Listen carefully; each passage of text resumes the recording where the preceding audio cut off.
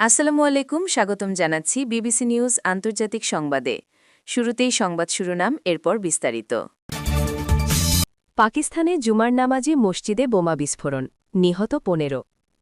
জাপানে সচল হচ্ছে বিশ্বের সবচেয়ে বড় পারমাণবিক বিদ্যুৎ কেন্দ্র। মার্কিন নাগরিকদের ইরান ছাড়তে জরুরি আহ্বান, নিরাপত্তা সতর্কতা জারি। সংঘাতের শঙ্কার মধ্যেই আলোচনায় যুক্তরাষ্ট্র ও ইরান। দর্শক, এতক্ষণ শুনছিলেন সংবাদ শিরোনাম। এখন বিস্তারিত। আপনি যদি ইসরায়েলের ধ্বংস চান এবং মুসলিমদের পাশে থাকেন, তাহলে ভিডিওতে লাইক করে চ্যানেলটি অবশ্যই সাবস্ক্রাইব করে দিবেন এবং আপনার মূল্যবান মতামত অবশ্যই কমেন্টে লিখে জানিয়ে দিবেন। এখন বিস্তারিত। পাকিস্তানে জুমার নামাজে মসজিদে বোমা বিস্ফোরণ, নিহত ১৫। পাকিস্তানের রাজধানী ইসলামাবাদের একটি মসজিদে ভয়াবহ বিস্ফোরণের ঘটনা ঘটেছে। এতে অন্তত ১৫ জন নিহত হয়েছেন বলে স্থানীয় প্রশাসন জানিয়েছে। একই সঙ্গে অন্তত ৮০ মুসল্লি গুরুতর আহত হয়েছেন। মসজিদটির কয়েকটি দেয়ালও ধসে গেছে। শুক্রবার ৬ ফেব্রুয়ারি দক্ষিণ পূর্ব ইসলামাবাদের তারলাই এলাকার খাদিজাতুল কুবরা মসজিদে জুমার নামাজ চলার সময় এ বিস্ফোরণ হয়। খবর দ্য ডনের। স্থানীয় জেলা প্রশাসনের তথ্য অনুযায়ী বিস্ফোরণের খবর পেয়ে তাৎক্ষণিক সেখানে ১,২০০ সাধারণ পুলিশ ও উদ্ধারকর্মী গেছেন। ঘটনাস্থলে উদ্ধার কার্যক্রম চালাচ্ছেন আরও অনেক স্বেচ্ছাসেবী ও ফায়ার সার্ভিস কর্মী।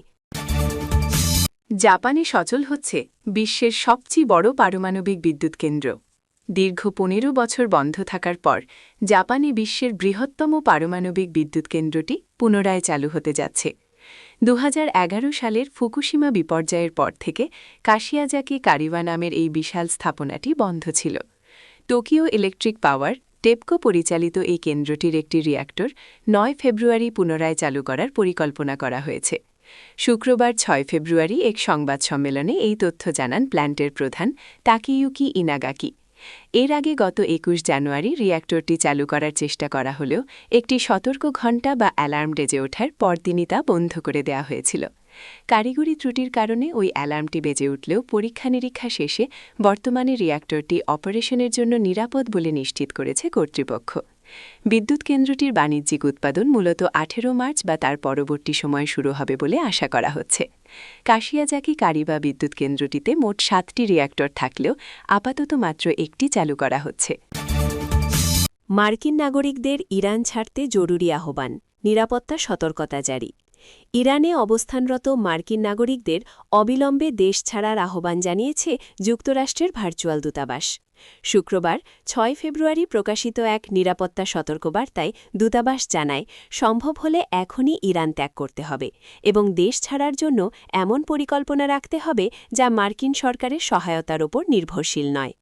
সতর্কবার্তায় বলা হয়, বর্তমানে ইরানে বাড়তি নিরাপত্তা ব্যবস্থা জোরদার করা হয়েছে। বিভিন্ন সড়ক বন্ধ, গণপরিবহন চলাচলে বিঘ্ন এবং ইন্টারনেট সংযোগে ব্যাপক সমস্যা দেখা দিয়েছে। ইরান সরকার মোবাইল, ল্যান্ডলাইন ও জাতীয় ইন্টারনেট নেটওয়ার্কে প্রবেশাধিকার সীমিত করে রেখেছে। পাশাপাশি ইরান থেকে আসা যাওয়ার ফ্লাইট সীমিত করা হয়েছে কিংবা বাতিল করা হচ্ছে। মার্কিন দূতাবাস আরও জানায়, মার্কিন নাগরিকদের দীর্ঘমেয়াদী ইন্টারনেট বিচ্ছিন্নতার জন্য প্রস্তুত থাকতে হবে এবং বিকল্প যোগাযোগ ব্যবস্থার পরিকল্পনা করতে হবে। পরিস্থিতি নিরাপদ থাকলে স্থলপথে আর্মেনিয়া বা তুরস্ক হয়ে ইরান ত্যাগ করার বিষয়েও বিবেচনা করতে বলা হয়েছে। সংঘাতের শঙ্কার মধ্যেই আলোচনায় যুক্তরাষ্ট্র ও ইরান।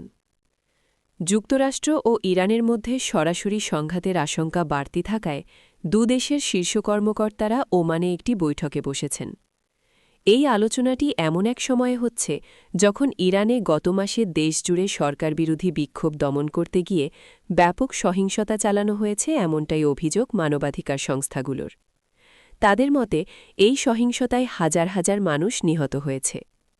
এই পরিস্থিতিতে যুক্তরাষ্ট্র মধ্যপ্রাচ্যে সামরিক শক্তি বাড়িয়েছে, যা দুই দেশের মধ্যে উত্তেজনা আরও তীব্র করেছে। আলোচনার স্থান ও বিষয়বস্তু নিয়ে অনিশ্চয়তার কারণে শেষ মুহূর্ত পর্যন্ত বৈঠকটি ভেস্তে যাওয়ার আশঙ্কা ছিল।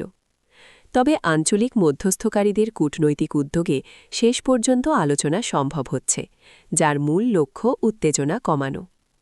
দুই দেশের অবস্থান এখনও অনেকটাই বিপরীতমুখী। তবু আশা করা হচ্ছে, আলোচনা সফল হলে ভবিষ্যৎ আলোচনার জন্য একটি কাঠামো তৈরি হতে পারে। যুক্তরাষ্ট্র চায় ইরান তার পারমাণবিক কর্মসূচি স্থগিত করুক এবং সমৃদ্ধ ইউরেনিয়ামের মজুদ পরিত্যাগ করুক। পাশাপাশি তারা ইরানের ব্যালিস্টিক ক্ষেপণাস্ত্র কর্মসূচি, আঞ্চলিক সশস্ত্র গোষ্ঠীগুলোর প্রতি সমর্থন এবং দেশের অভ্যন্তরে মানবাধিকার পরিস্থিতি নিয়েও আলোচনা করতে আগ্রহী। অন্যদিকে ইরান স্পষ্ট করেছে যে আলোচনা কেবল পারমাণবিক ইস্যুতেই সীমাবদ্ধ থাকবে। এই মতপার্থক্য আদৌ সমাধান হয়েছে কিনা তা এখনও পরিষ্কার নয়। সাম্প্রতিক সময়ে ডোনাল্ড ট্রাম্প হুঁশিয়ারি দিয়েছেন, চুক্তিতে পৌঁছানো না গেলে ইরানে হামলা চালানো হতে পারে। যুক্তরাষ্ট্র ইতোমধ্যে হাজার হাজার সেনা, একটি বিমানবাহী রণতরী, যুদ্ধজাহাজ ও যুদ্ধবিমান মধ্যপ্রাচ্যে মোতায়েন করেছে।